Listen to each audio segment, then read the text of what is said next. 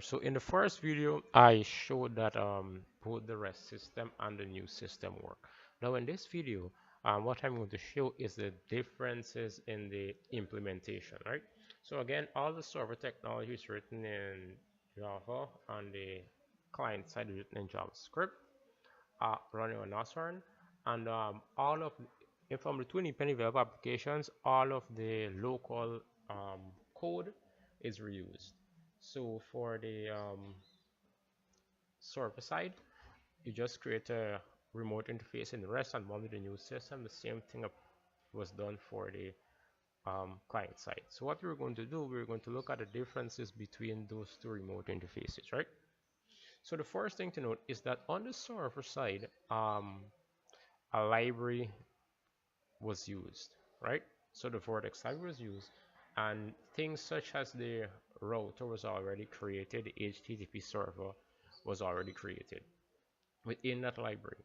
While with the new system, I had to build those. So if you take, for example, the application router for the new system, that had to be built from scratch. Whereas with the REST system, you simply imported the module from the library. So so what we'll do, I'm just going to look at the corresponding functions and show you the differences between the two systems. So let's start with the new system, right? Again, we will show sending primitive, which would be a string, then a map, then a list in which each item is a map, and then a custom object. So this would be the first example using the new system. So this is the object store manager. This is a new system, and this is its routing function for creating a table. So you would notice that this line of code here is repeated across all of the routing functions. Now I could have extract, and as well as the return lines. Now I could extract these to separate functions and call back the function. But what I wanted to show was not just that the routing function works, but the actual steps you would have to go through. So you would get to see the increase in complexity as the complexity of the data increases. So what's going to happen here is that, remember, the data type that we're sending is a string, right? So you would set up this here because for the purpose of returning a value, but the actual request on the parameter that was sent um, by the calling request is requested as a string, right? And that string is simply used to create a table with a reference, and this is the part for returning the data. Notice everything here is linear, right? On the REST side, Sync it's basically the same thing. SYNC2 So you create a table, this generates the ID, and you just give a normal HTTP response. Now let's scroll along to adding a column. So in this case, the data type was a map, right? So you do the normal setup and the normal response. So how is it? This is normal response. So how is the data itself actually processed? Notice that this is the request for getting the parameter. The difference is that you request an entire object, right? And this object is the same data type that is used in the table function which the rest of the application use. So there was no need to rewrite any new code or writing any parse. So what you're really trying to do is, because you're using distributed object computing and you expose your resource in the same format that you use it locally, you can request the resource in the original format and call the functions directly without any parsing. Now if you come to the same add columns, which is just a map, remember this is REST, so you're actually requesting a JSON, right? So once you get the specific value, it comes as a JSON, but your local application, your local resources won't understand how to process the JSON. So what you have to do is parse the JSON to create the appropriate data type. And that's what's happening here. So you're converting the JSON into a linked hash map, and then you call the same function. And this is the normal response. Now, let's go to the list of maps, which is what you have here in add rows. So you request it in the same format, and you just do the normal call. Once again, this is linear. There is no need to parse anything. So you'd find that with rows now, as the complexity of the structure increases for the REST system, the complexity of the parsing also would go up.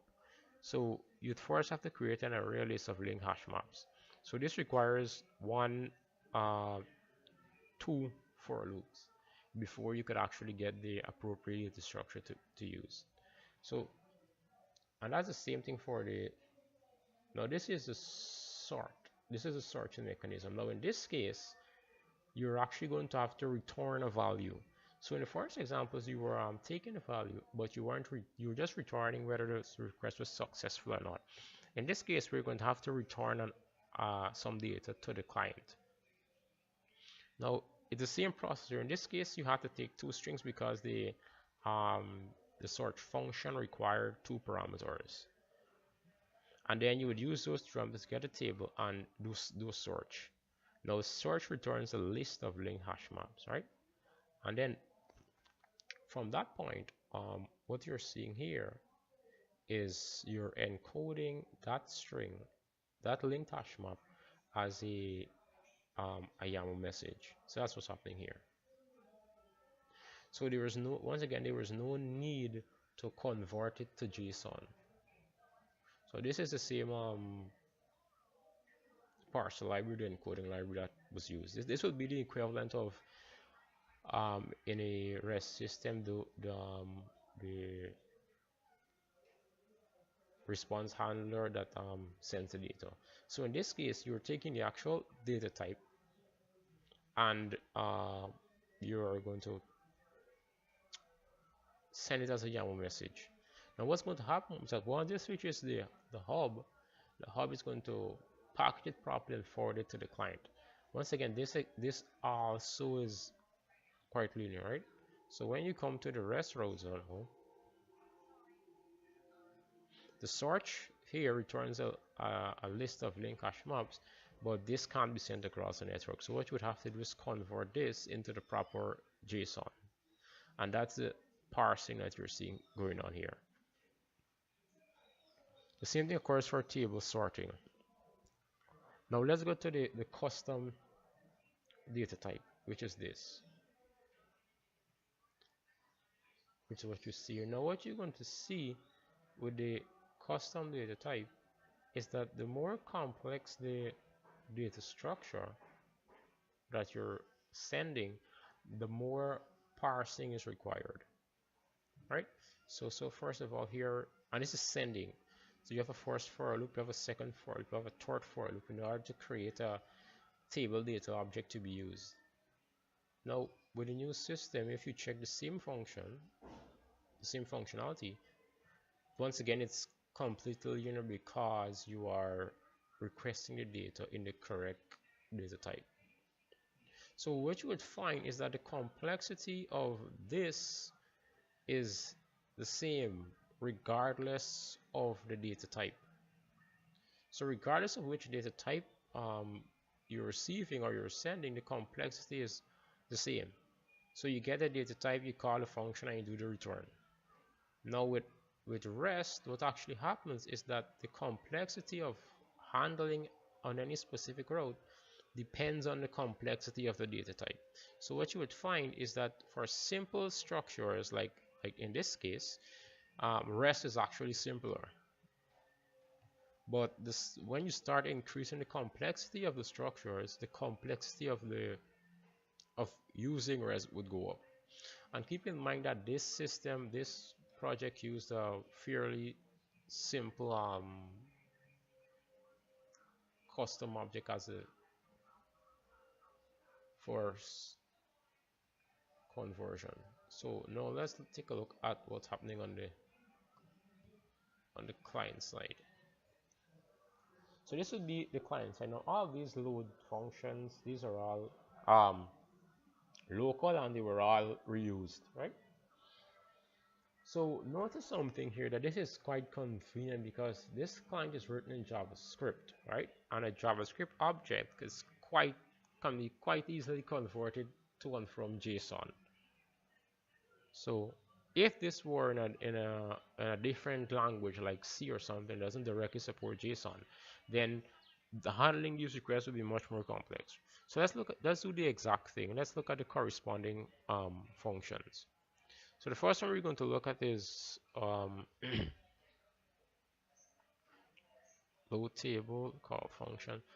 Let's look at the launch remote. So these are all remote calls. So this is the remote call for creating table construct. This is the remote call for the set data. This is the remote call for the rows, the columns, the search, and the sort. So there's no difference between the remote calls and the local calls. So this would be a remote call to the server, and this is a local call. So there's absolutely no difference between the two. Now with REST, of course, you have to make the REST requests.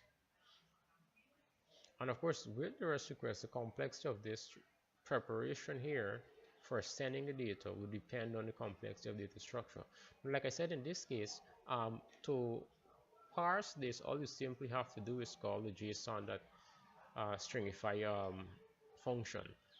That's because you're using JavaScript, and JavaScript can conveniently convert into JSON. But this is only because this is a JavaScript function. Right? If you're using a different language, this wouldn't have been the case. And so what you would find here is that with JSON, with this REST call, you have opportunities to make errors. For example, in a real application, you might have tens of these remote calls, right? And for each remote call, for each remote call that you have to write, you're increasing the probability of making a programming error, which would require more debugging, as well as the complexity of the request increases, the more code is going to be required, which once again would mean that you're increasing the possibility of having bugs. It also requires that the user knows how to make a REST request, and the complexity of the REST request would also be determined by the library that is available in a specific language.